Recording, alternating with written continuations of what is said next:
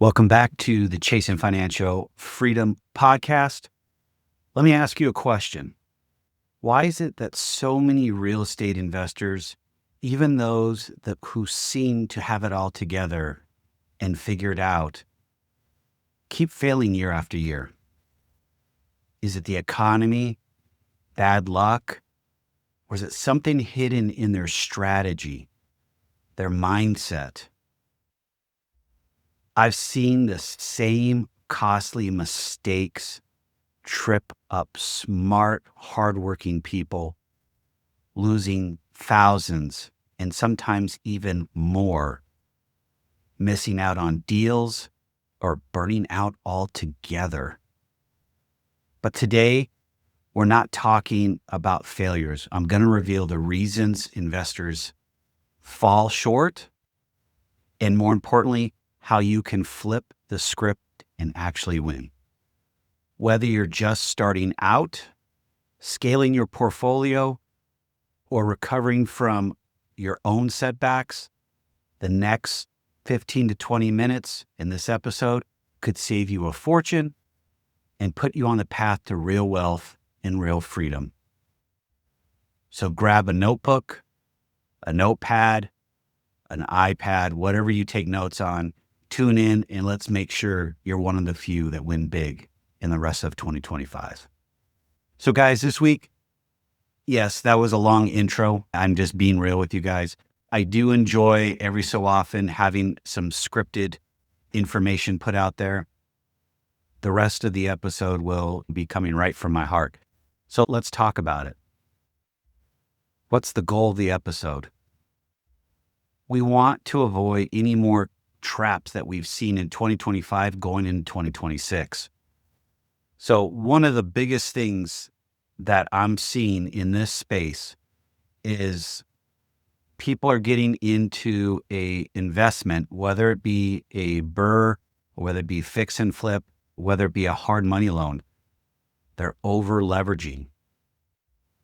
And it's sad because typically lenders will not let you over leverage. So either these are inexperienced hard money lenders, bridge loan lenders, or fix and flip lenders. I don't know. But they're letting people go well above 70%, which is really putting yourself in a bad position. And then, by the way, you got to have the Ryan fudge factor. Add 30% on top for just in case things go over on renovations or anything to that extent that deals with the budget and the project.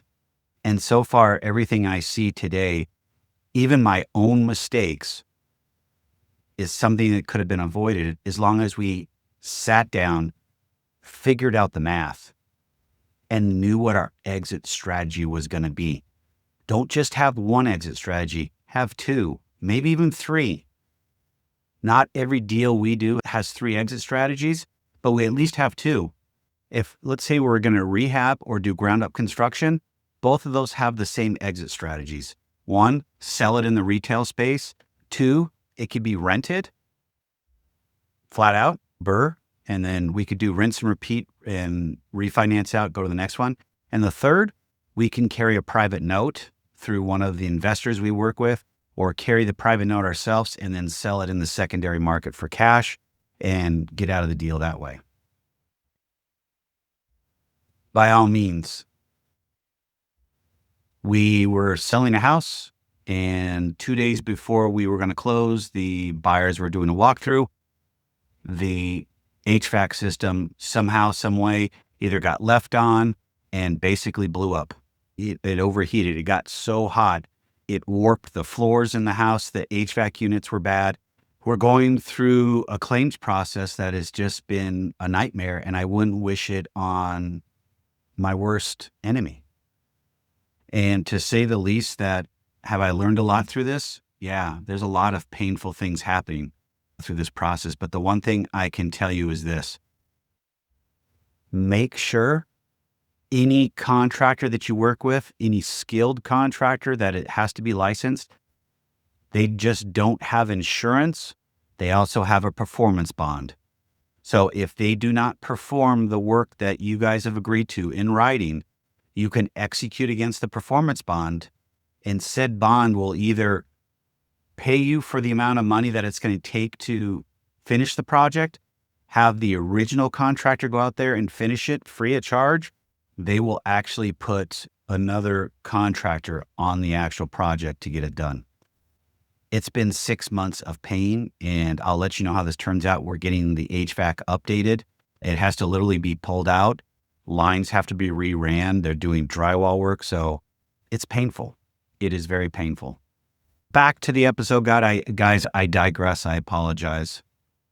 Real life experience, stories that I can tell on mine.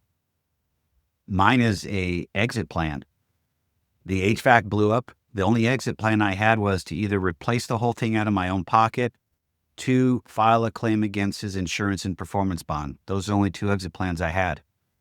Now, typically, if everything goes as planned, then you don't have to worry about any of that whatsoever. So then you have to decide, okay, I'm rehabbing a house. What do I want to do with it? Are market rents strong enough for me to actually turn this around and rent it? Or is there more demand in this neighborhood to where I can sell it for top dollar in a retail channel? Do your homework. Find out what the comps are. Don't just go to realtors. Realtors are good, don't get me wrong, but do your own homework. AI can do a lot of it for you, but do your deep dive and determine what your exit strategy is going to be up front before you decide to go to a hard money lender or a bridge lender or a fix and flip lender. They're going to want to know what you're going to do and how you're going to get out of it. They want to get paid. Over leveraging in cash flow issues. Hey, I've been there. If your lender is going to let you leverage more than 70%, I would run. One, you've not set the deal up right for yourself. And two, they're going to let you pretty much shoot yourself in the foot. Anything over 65%, you're starting to push yourself. You're going to leave no room for error or margin whatsoever. What happens when rehab goes over budget? Who's going to pay for it? You and I pay for it. You've got to pay for it somehow. So do you have reserves? Do you have enough money to be able to take that on? Thirdly, is your team. How much due diligence have you done on your general contractor, your skilled resources, your project manager? Interview them, background checks, understand where they're at, make sure they're licensed, make sure they have insurance, make sure they're bonded. It's a big deal. And can they hit the deadline that they actually they actually gave you to get your project completed? Time is money, money's time. Make sure you do the homework. Make sure you do the due diligence. I've failed in that area too, and that's a whole nother story. And I'm not going to go there. Back to market data. The other thing that I didn't mention, and I'm backing up again, then we'll keep on going. Buying emotionally and not adapting to new market trends and patterns. Hope investing doesn't work. It really will make you broke. Unfortunately, file bankruptcy, go through a bunch of financial hoops that you just don't want to do. So make sure you're not buying emotionally. Numbers don't just talk, they scream. And if you're doing your numbers right, they should be screaming at you and telling you this is a great deal or it's not a great deal. If it's not a great deal, walk away. Take the emotion out of it. It's dollars and cents. I always think about it as if I'm using somebody else's money or if it's my grandma's money, it is their money. And if I'm not protecting it, I'm doing them a disservice of their money. And by doing my homework and running the numbers, I take care of that. And I even have other people look at my numbers and make sure they're squared up and I'm not missing anything. The other thing, 2025 going to 2026, it's a 2-letter word, AI. AI does a lot of things for us.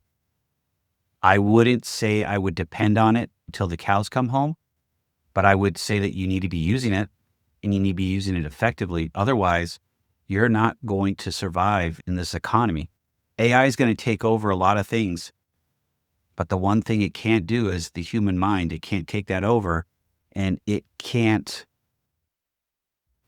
push you to hire the right contractor because that's a human to human interaction. But AI can do a lot of other things. To wrap it up, strategy. Pick an exit strategy or two before you buy, and always have a way out, a safety net, a plan B, a plan C, however you want to look at it. Leverage. Use conservative, realistic numbers. Keep reserves for repairs and slowdowns. Stuff happens. We're going into the winter. There's going to be rain. There's going to be snow. There's going to be sleet in most of the part of the country. That slows down construction. That will slow down your closing. It'll increase your closing costs if it's a balloon payment. Team up, man. Network up front. Interview. Vet your team. Make it your power team. Vet them out. Make sure you're not missing anything. Dig deep. If it doesn't feel right and you're not getting the warm and fuzzy, go on the next. But never go it alone, and don't go together with somebody that you're not 100% ready to do business with. If you've got hesitation, move on to the next. You'll be okay. Market savvy. Use analytics, use comps, use cash on cash calculations before you commit. Ask questions of professionals that are in the neighborhood already or in that area. Go to a meetup group. Talk to others and see what they're seeing in your actual neighborhoods that you guys are working in. Maybe they've got a different approach. It will always help to talk to others. It will give you the knowledge and the base that you need to make that decision on that property. Lastly, guys, regulations. Stay educated, subscribe to market updates, and talk to lenders often. Figure out what's going on in the market. In the actual QM world, the qualified mortgage world, where buyers are buying homes outside of investment properties, underwriting is changing on the 15th. Fannie Mae is changing the whole thing and blowing the whole thing up. Is that going to change everything? Yes. Is it going to be positive? I don't know. But it's changing, so we have to be prepared for it. Stay on top of what's going on in the regulation world. And lastly, guys, is this. I don't portray to know everything. I've been through enough in my life to know that I don't know everything. But I can tell you this, if I do my homework on something, more times than not, I'm going to be right. But take the time, take emotion out, and make it all about the numbers. All right, guys. Hope you guys have a great week. If you guys like the comment, I'm looking to create community. Please share, comment. Love to see your guys' comments. Love interacting with you guys. Stay safe. Stay healthy. I'll see you guys on the other side.